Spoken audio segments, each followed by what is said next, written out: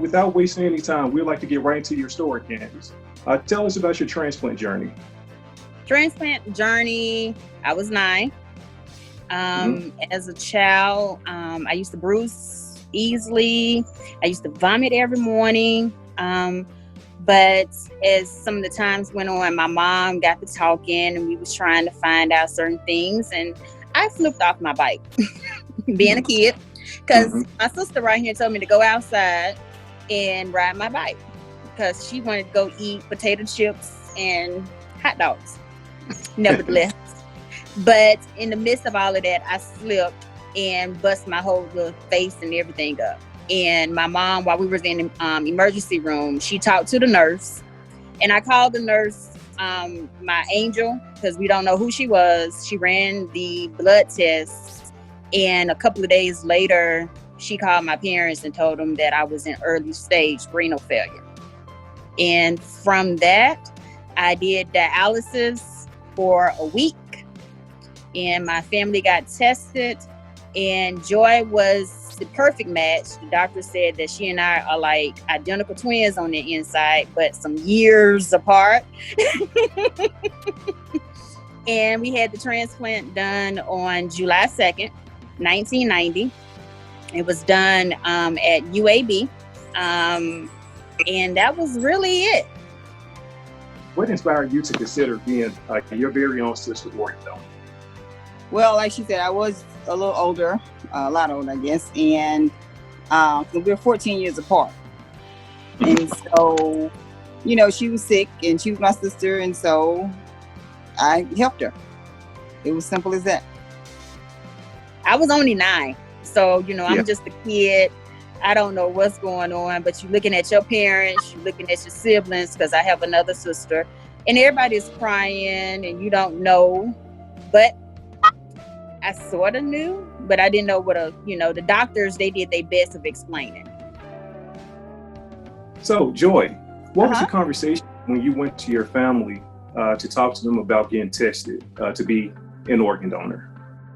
Well, we were, after we were informed that Candice was in renal failure, the doctor came in and talked with all of us, and my sister, my dad, my mom, and they wanted us to be tested.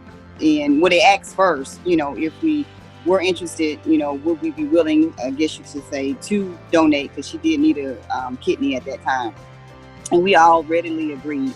There was no problems at all. We all went through, we had to have blood work done. That's all they did at that time.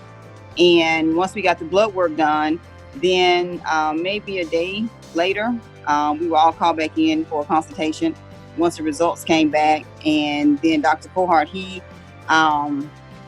came in and talked with us, and so he told us the results, and then he thought, like I said before, that I was the better candidate. But as far as the family and how we felt, my mom, of course, was a nervous wreck, but just because her children, that's just a mom, that's just what mothers do. But she was, we were all just still willing to do it. It was no apprehension at all.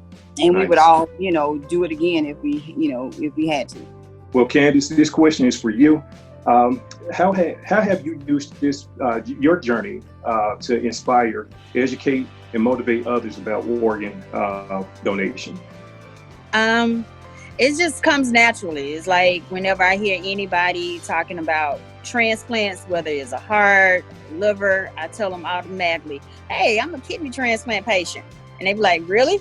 And I was like, yeah. And it's like, we would never know, because I just live a real, just simple life. I just live life as a normal person.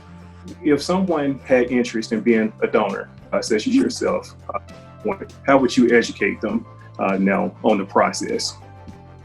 I would definitely tell them to consider it for sure and go get tested. And if you are able to donate. I mean, it's like the technology is a lot different now, a lot more different now than it was 30 years ago. And even then it wasn't bad. I mean, really, to be honest with you, the testing is like the hardest part, but after you donate, you're fine. I mean, so I would definitely encourage it, and I've always encouraged it. And so I don't really run across a lot of people that are in need or, of a transplant, but I definitely think that it is a good thing to do. And if you can just help somebody, if you can save a life, why not? And Right. especially if you are, in a position to do it, then I would definitely encourage it. Right. Well, Candice, I want to ask you the same question. How would you educate someone who's, thinking about signing up to be an organ, eye, tissue donor on the registry? I would just really tell them to take a look at me. I'm a 30-year, veteran, I would say, in it. Yeah. But I would let them know that, you can save a life, regardless of what organ it is, you're saving an additional life.